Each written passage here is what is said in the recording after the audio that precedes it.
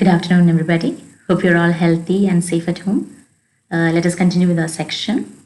Module 2, Chapter 2, Hilbert's phases. So, in the previous lecture, we had discussed about the definition of inner product space or inner product. We know that it is a function from H cross H to C, which satisfies three properties, and we had also seen few examples of the inner product space. So in this lecture, what I'm going to do is I'm going to introduce an inequality called the Kushischwarz Inequality. This is one of very important inequality which we have to study because it is useful in proving many other theorems and results. So let us see what the inequality is. For every vector x, y in a linear space H with the inner product given by inner product, the following inequality holds, that is modulus inner product x, y is less than or equal to inner product xx whole raised to 1 by 2 into inner product yy whole raised to 1 by 2. Now this is called as the Kushischwarz inequality. So let us see how we can prove this theorem. Now first of all, we have consider inner product x minus lambda y comma x minus lambda y. Now what will this be equal to? We'll apply all the properties of inner product and we'll obtain it. Inner product xx plus inner product x minus lambda y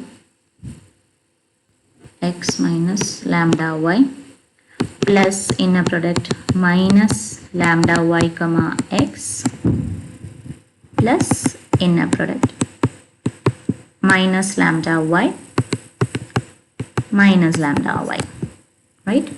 Now this is equal to xx minus by taking this lambda out common outside, we get lambda conjugate into x y minus, again minus lambda is taken out into inner product yx plus here we have minus lambda into minus lambda conjugate, right? From the first term the coefficient as it is comes out, and from the second variable the conjugate of the coefficient comes out, inner product yy. So this is equal to inner product xx minus, now you can consider this as lambda conjugate inner product yx conjugate, right? This was the second property of an inner product, minus lambda into inner product yx plus, this is nothing but modulus lambda square into inner product y. Okay, now this is equal to, now recall one thing, that is we had seen or we had discussed about this function, that is p of x is equal to inner product x comma x whole raised to 1 by 2. So this implies what will be p of x square? P of x square will be nothing but inner product xx. So we will substitute this over here, and what will we get? We get this is equal to p of x square minus, now this can be considered as a plus a conjugate, right? A plus a conjugate, we are taking minus sign common, so this is a plus a conjugate. Now what is a plus a conjugate? That is minus 2 times real part of a. Here this is our a that we are considering, okay, and this would be plus mod lambda square into p of y square. Okay, Now what we have here is, what we are going to do is we are going to substitute a new value for lambda. Okay, suppose inner product xy is not equal to 0. Then define lambda is equal to p of x square by inner product yx. If inner product xy is not 0, then inner product yx is also not 0. So there will be no problem in defining lambda in this form. Now when we substitute this value of lambda in the equation, what do we get? We get x minus inner product x minus lambda y, x minus lambda y will be equal to, we have p of x square as it is,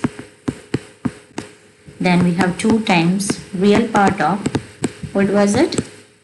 It was lambda into inner product yx. So here we have lambda is p of x square by inner product yx into inner product yx. So they both get cancelled out. And here we have plus mod lambda square into our p of y square. So what will we get? We get p of x raised to 4 by inner product yx whole square into p of y square. Right? We'll substitute the value of lambda. Now what will we get? We have, we'll just simplify it and see. This will be p of x square minus 2 times real part of this gets cancelled, p of x square plus p of x raised to 4 into p of y whole square by modulus inner product yx whole square. Right? Now remember that the inner product was always greater than equal to 0. Right? So we get p of x square plus, all these are squares and the inner product, so we can easily say that this term is always greater than or equal to 0. Right? Now what is, we can replace this real part of p of x square by just p of x square, because we know that the p of x is a real valued function, so the real part is actually p of x square itself. So what do we get from this? If this is p of x square, we have p of x square minus 2 times p of x square, that is minus p of x square plus p of x raised to 4 into p of y square whole divided by inner product yx whole square is greater than or equal to 0. Now this implies we get p of x square is less than or equal to p of x raised to 4 into p of y square by modulus inner product yx whole square. You can take this term to the left hand side and we can see that, and removing the square part, right?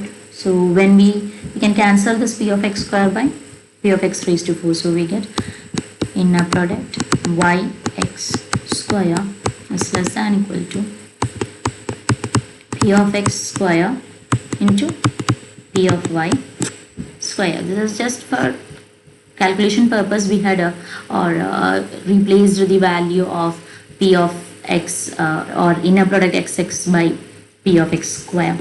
So this implies, what do we get?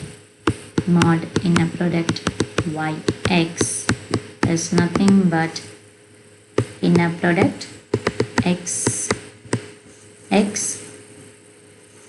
or you can write it as p of x square, right? That is p of x square, or taking the square root, we get this is p of x into p of y, right? So what did we get finally? We had obtained that mod inner product yx is less than equal to p of x into p of y. Now this implies we can write mod inner product xy is less than equal to, what was p of x? P of x was inner product xx whole raised to 1 by 2 into inner product yy whole raised to 1 by 2. So this was the Kushischwarz inequality which we had to prove. Now this is inner product xy is actually the conjugate of inner product yx, and the magnitude or the modulus value of the conjugates and the original value and its number both are same, so these both are equal. So this is the required inequality that we had to prove. Now in the same case we can this was the inequality. This inequality becomes equality when x is equal to some multiple of y. So let us see. We can see that x is equal to lambda y. Whenever x is equal to lambda y, the value, the inequality becomes an equality. So let's see how we can do it.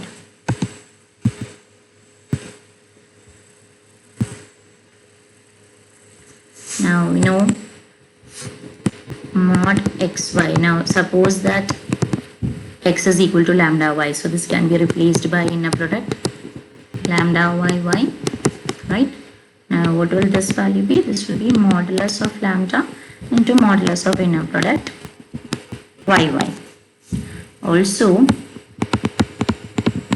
let us see the right hand side of the inequality, that is inner product xx whole raised to 1 by 2 into inner product yy whole raised to 1 by 2. What will this value be? This will be nothing but, instead of x we'll replace it by lambda y, that is inner product lambda y whole raised to 1 by 2 into inner product yy whole raised to 1 by 2.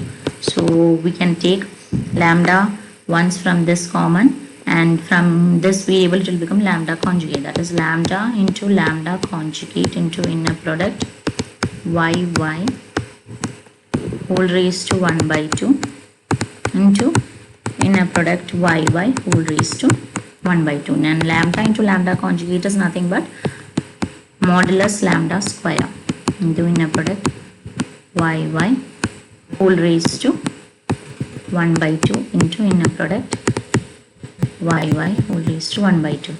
Now this can be written as mod lambda into inner product yy whole raised to 1 by 2 into inner product yy whole raised to 1 by 2. So this is nothing but mod lambda into modulus of inner product yy, 1 by 2 plus 1 by 2. So we get that in this case we can say that the modulus value, modulus inner product xy will be equal to inner product xx whole raised to 1 by 2 into inner product yy whole raised to 1 by 2 when x equal to lambda 1. Okay, that is when x is a multiple of y. So that is how we can prove our Kushischwarz inequality. So let's just see the inequality once again. What does the inequality state?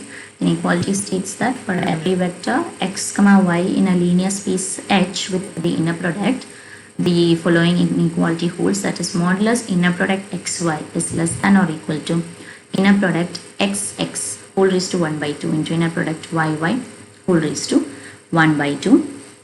This is called as the Kushischwarz inequality, and the inequality becomes an equality when x is some multiple of y. Now, if you remember in the last class, we had seen that if we define a function p of x is equal to inner product xx whole raised to 1 by 2, we can show that this function is a norm, right? So let us see. The proof is simple. We can just see how we are going to use this. Let us see. First, what are the inner product properties that we have? First one is that it must be greater than or equal to 0, and it is equal to 0 only when the x is equal to 0. So will that be satisfied? We'll see each and every property one by one. So first one is that inner product xx whole raised to 1 by 2, which was p of x, right? So we need to show p of x is greater than or equal to 0 and p of x is equal to 0 if and only if x equal to 0. So that is simple and it is trivial. Why? Because p of x is defined as an inner product. And what was the first property of an inner product?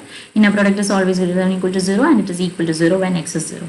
So there is nothing to prove in the first property. Now the second one which we have to show is, we have to show that p of lambda x is equal to modulus lambda into p of x, right? This was the second property of the norm function. So let us see what will be p of lambda x. P of lambda x will be equal to inner product lambda x into lambda x whole raised to 1 by 2. Now we had done this several times. This is nothing but modulus lambda square into inner product x whole raised to 1 by 2. So this is modulus lambda into inner product x whole raised to 1 by 2. And what was inner product x whole raised to 1 by 2? It was p of x. So we get p of lambda x is equal to modulus lambda into p of x. So the second property is also proved very simply. Now let us see the third one. What is the third property that we have to prove? We have to show that p of x plus y is less than or equal to p of x plus p of y. Now let us see what is p of x plus y. P of x plus y will be inner product x plus y comma x plus y whole raised to 1 by 2. So this implies p of x plus y square, that is squaring both the sides, we get this is inner product x plus y x plus y. Now let us just expand this. What do we get? We get this is inner product x plus inner product x y x y, then plus inner product y x, and finally inner product y. Now let us write all these terms in terms of p of x. This is nothing but p of x square, and this is plus 2 times real part of inner product xy. Why? Because yx is a conjugate of inner product xy. So this is real part of inner product xy plus p of y square. Now we know that real part is always less than or equal to, real part of any complex number is always less than or equal to the modulus value. So this is less than or equal to p of x square plus 2 times mod inner product xy plus p of y square. Okay, now here what we are going to do is we are going to apply the inequality that we had just learned, Kushischwarz inequality, Okay, and what will we get? We get p of x plus y whole square is less than equal to p of x square plus, it was 2 times inner product xy. This is the last inequality which we got, plus p of y square. So here we will apply Kushischwarz inequality. What will we get? This is less than or equal to p of x square plus 2 times, what is modulus inner product xy? That is nothing but it is less than or equal to inner product xx whole raised to 1 by 2 into inner product xx whole raised to 1 by yy whole raised to 1 by 2. So in terms of p of x and p of y, this will be nothing but p of x into p of y. So what is this? This is nothing but p of x plus p of y the whole square, right? This is the formula of a plus b whole square. So squaring both the sides or taking 1 by 2 on both the sides, power to the power 1 by 2, what do we get? P of x plus y is less than or equal to p of x plus p of y. So this is what we had to prove. So we had to all the 3 properties of a norm. That is, the first one was that p of x is always greater than equal to 0 and it is equal to 0 if and only if x is 0. The second one, p of lambda x is equal to lambda mod lambda into p of x.